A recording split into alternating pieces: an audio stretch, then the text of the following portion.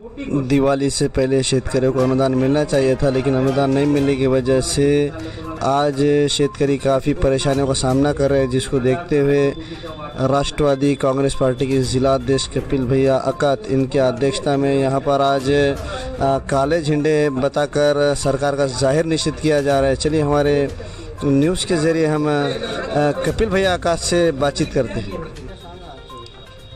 आजचे जे आंदोलन राष्ट्रवादी काँग्रेस पक्षाच्या वतीनं आज सणासुदीच्या दिवशीसुद्धा इथं आम्ही तहसीलदार कार्यालयावरती येऊन आम्ही इथं आंदोलन करत आहोत।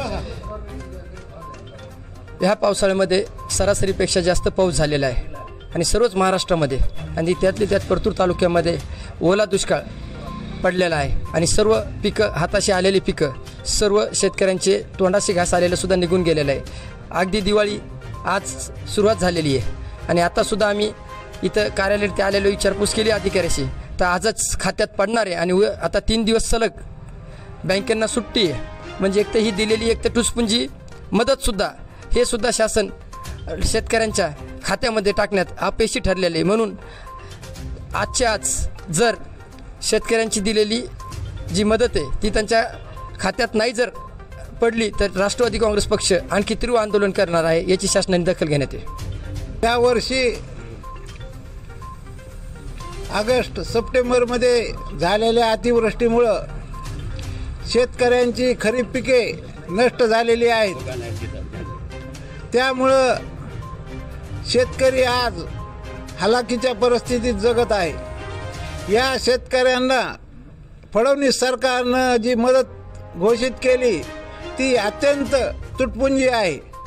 तरी आमचं राष्ट्रवादी काँग्रेस शरद पवार गटाचं म्हणणं आहे की हेक्टरी 50,000 रुपये मदत शेतकऱ्यांना मिळालीच पाहिजे व ही मदत फडणवीस सरकारनं दिवाळीपूर्वी देण्याचं जे आश्वासन केलं ते आश्वासन खोटं ठरलेलं आहे।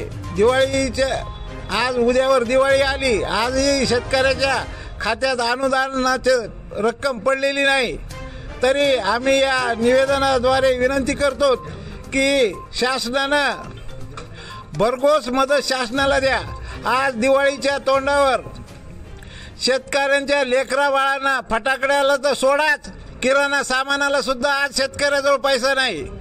त्यामुळं ह्या मोगलाई सरकारनं या दगडाच्या काळजाच्या सरकारनं शेतकऱ्यावर थोडी दया दाखवून हे अनुदान तात्काळ शेतकऱ्यांच्या खात्यात हस्तांतरित करावं अशी मागणी आम्ही राष्ट्रवादी काँग्रेस पक्षाच्या वतीनं शरद पवार गट तुतारी तुतारी।